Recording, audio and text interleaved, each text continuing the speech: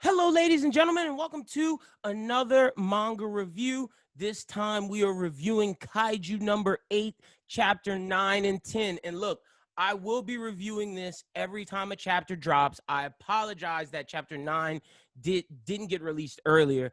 And by the time I was getting ready to do it, it was 3 days left until chapter 10 dropped. And I was just like, you know what? Let's just wait and give them a double chapter review. And then in 7 days, when the new chapter drops, we'll have the video out. I promise you.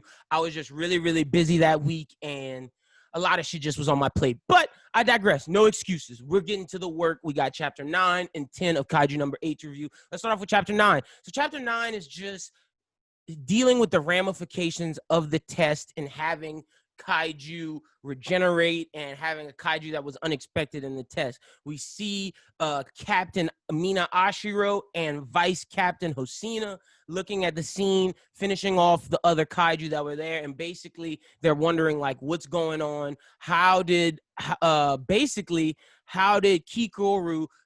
kill this? And they don't believe that she did, even though she's super strong. They just don't know that she did all of this, so they're doing an investigation into both. We then go into the hospital where we see Ichikawa and Kafka talking basically about like, this is my last shot, like I'm gonna make it, I'm gonna do what I gotta do so I can stand next to Mina. And when that happens, she walks in and she just tells them, thank you for protecting everybody, thank you for doing what you guys did. And then she leaves, and he wants to contact her, he wants to reach out to her, but it's like, no, I'm not going to reach out until I can stand next to her as her equal for the dream we had.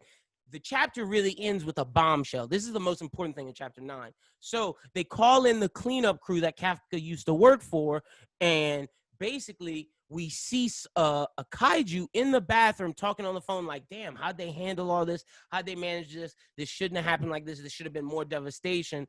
But I'll figure that out later. I digress. He gets off the phone, shakes his head, and transforms into a human. And we see him walking out. And it's the same division, because they ask, I wonder how Kafka and Ichikawa are doing. You guys can see that panel right here. But other than that, that was a huge bombshell. So Kafka probably knows that kaiju, or at least has seen him before, because he's in the same cleanup division that he was once in.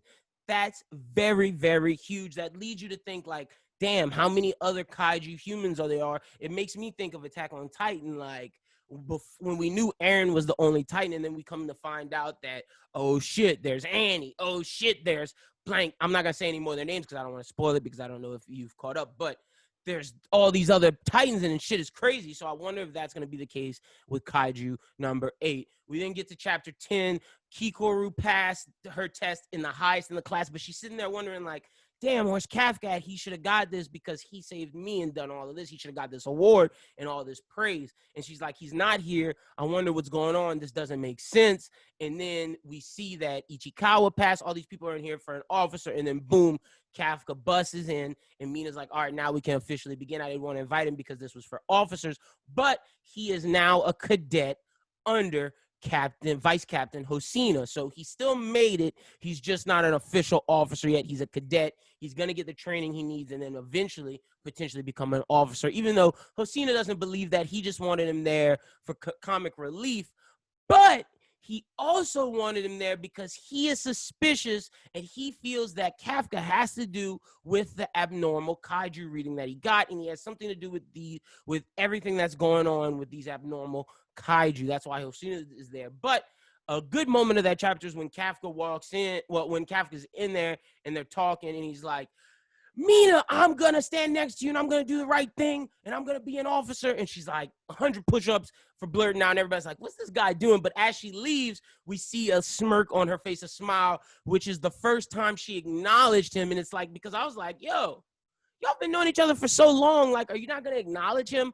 But that smile told me everything I needed to know, along with the fact that she was waiting outside of his hospital room looking worried. She still cares about this guy. She just has her own issues with the fact that she's a captain and she has to fight these kaiju. She can't open up to him until they get on the same level. Well, at least that's what I assume, at least until he's an officer. And that's when they'll reconnect for their old childhood flame or their old childhood friends. But it's dope. We see all the different when Kafka gets announced as a cadet, we see all the different officer members like, yeah, this guy made it. All right, let's go. Then we see some people like, oh, they let this guy in. But it's a good moment for Ichikawa, for Kafka, and Kikoru, and for the whole class, because now they are now officers and we can get down to business. Hopefully Ichikawa is in Hosina's group so Kafka can have someone there with him. Hopefully Kikoru's in there because I really, really like her character, and I feel like those three are the gang. But other than that, they were just light chapters leading up to this next big arc that we're going to get. I wonder if Hosina's a bad guy, if he's a good guy. How does he play into this?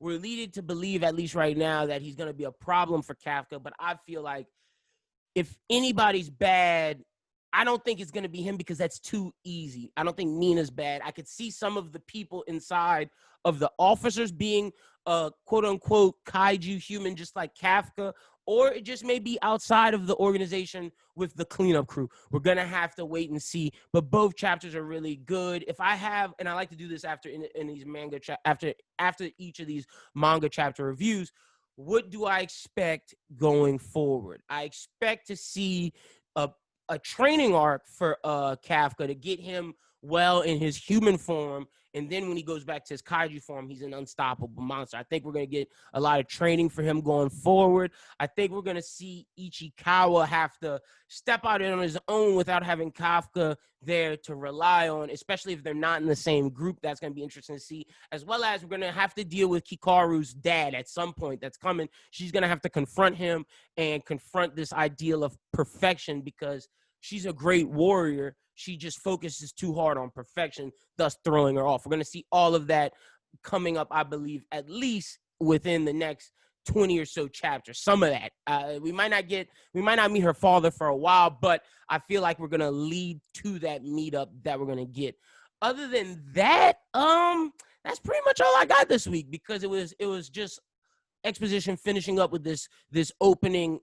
Do I make it to an officer arc? Now I feel a training arc for Kafka's coming, and Kikoru's gonna have to confront him about his kaiju form at some point, and it's gonna be interesting to see how the different people deal with Kafka's kaiju form. Ichikawa accepted it, but will Hosina, will Kikoru, and most importantly, will Mina, and even more important, honestly, Kikoru's dad. So like, we got a lot to see going forward with Kafka in his kaiju form. But other than that, that's all we got this week.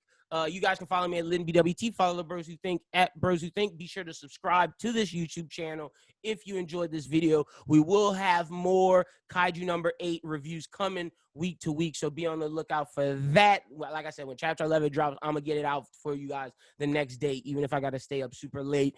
And we got an Eden Zero video coming, Spy Family video coming, an Undead Unluck video coming.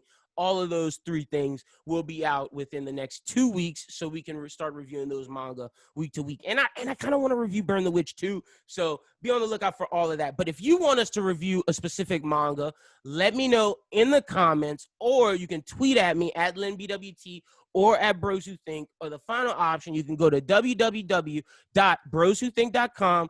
On the homepage, scroll all the way down to the bottom, you can make up a name, or you can give your real name, your first, last name, in the subject line, put manga we want to see you review, and then put the manga in there. Or if you have any questions that you want me to cover in the next Kaiju number 8 video, you can put that there. Or for Anime Talk, any questions, you can put that there as well.